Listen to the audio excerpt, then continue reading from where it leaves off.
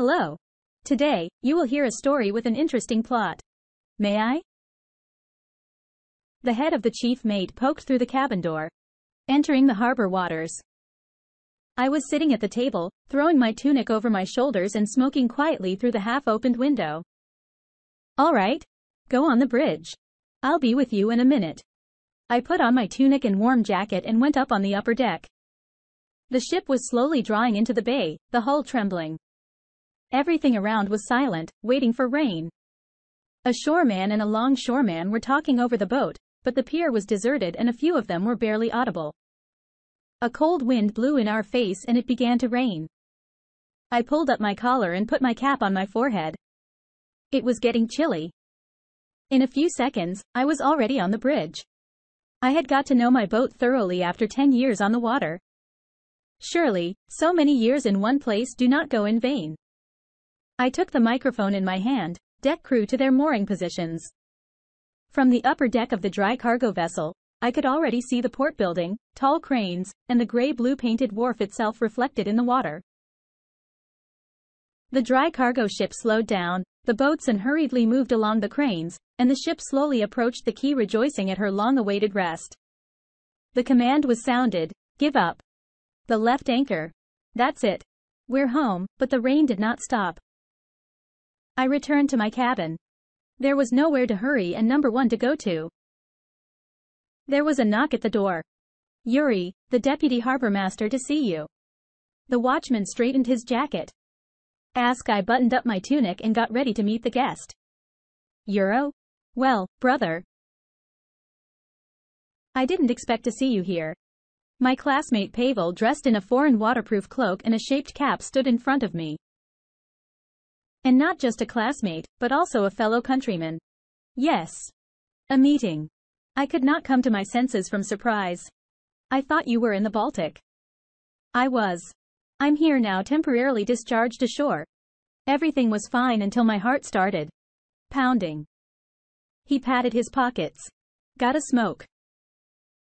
In the evening, Pashka and I drank some alcohol in the captain's cabin and went out on deck for a smoke. The rain had stopped. The wet night glided silently over the hushed sea. Seagulls were resting near the shore just under the concrete parapet with their heads under their wings.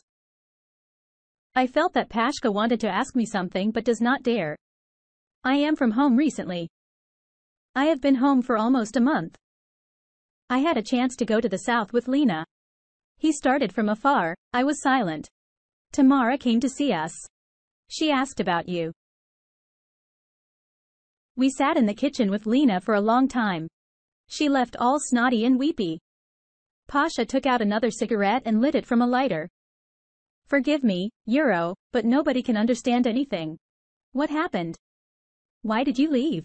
You and Tamara lived so well. We took an example from you." I looked at my friend.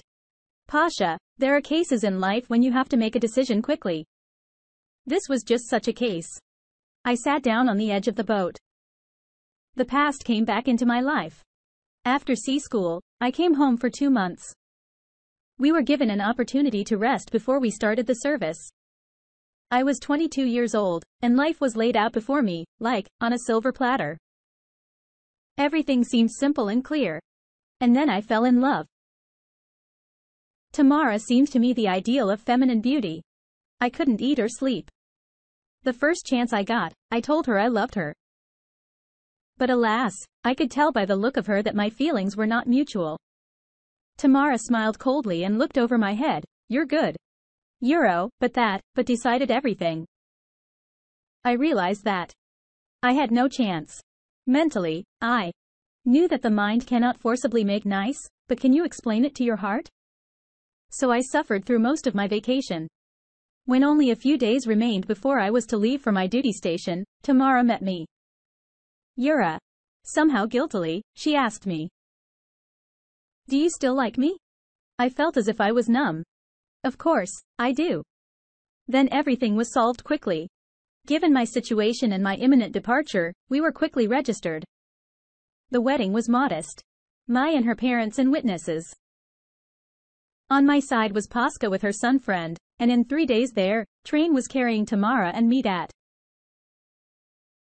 My duty station. The rest, like everyone else, a son was born. Tamara named him Dennis.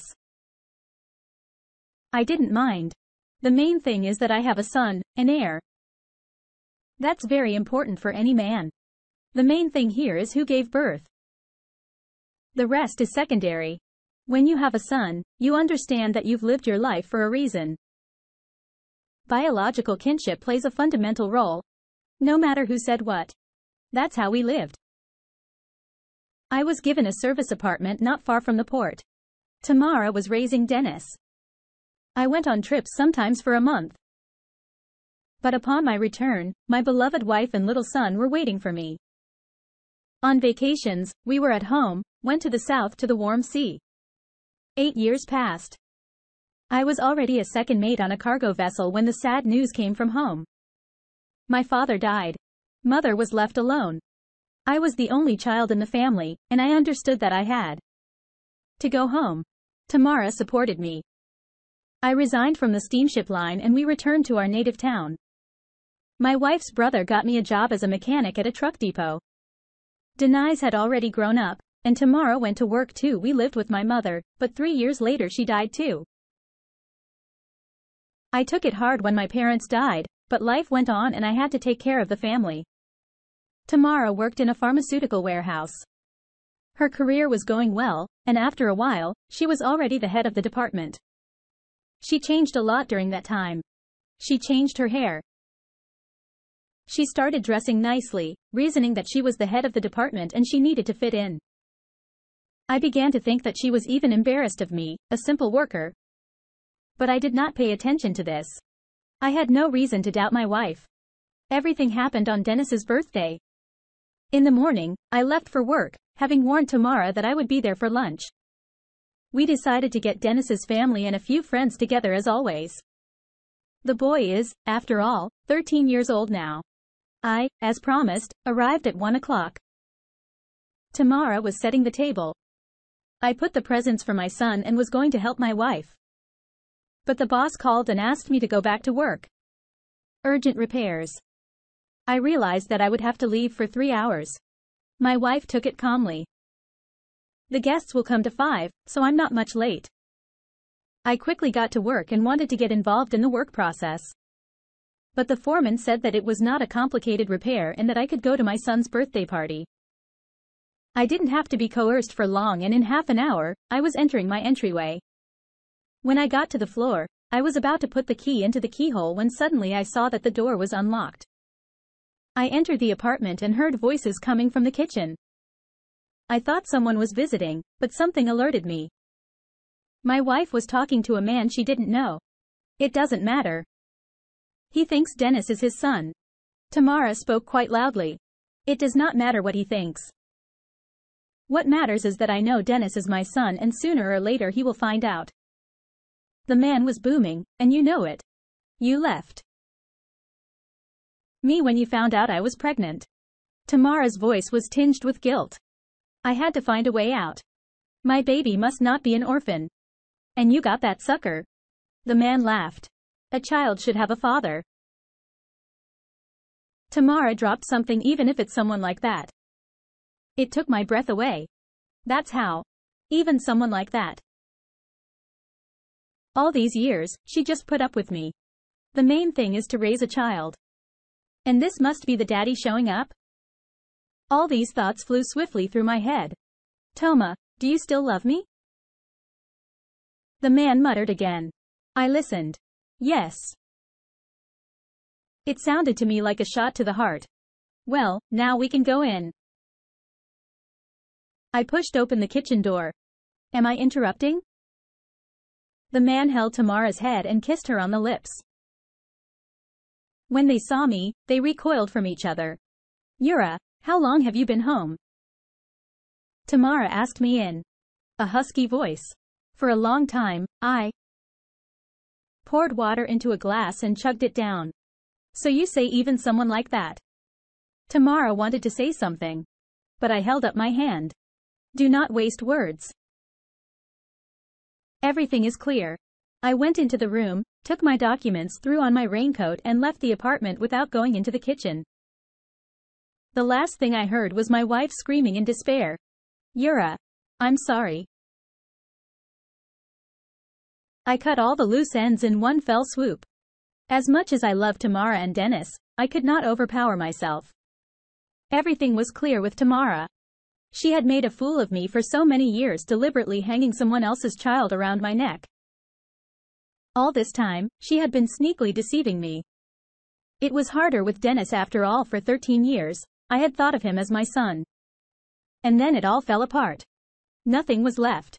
I was alone with no family and no children.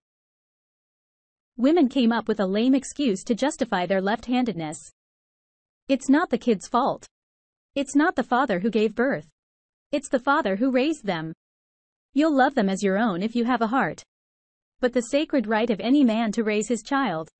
Tamara deprived me of it. The next day I filed for divorce and had a DNA test done. It was confirmed. Dennis was not my son. Tamara went to a lot of trouble to keep me. She literally lay at my feet begging for forgiveness.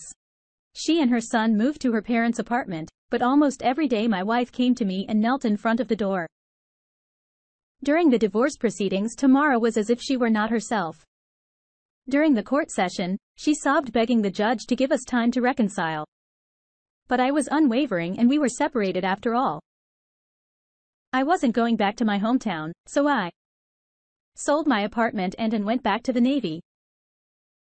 I was hired as chief mate on a dry cargo vessel. In 2 years, I became captain. Pashka was silent with his overseas cap turned to the back. He sat down beside me with his long legs stretched out. It's been clear to everyone for a long time, said Pashka, lighting his cigarette again. Women are nothing but trouble in life. But all the same, we spend our lives looking for the right one. He was quiet for a while and then added, you just haven't found it yet. Dear listeners, please like and subscribe to our channel. It stimulates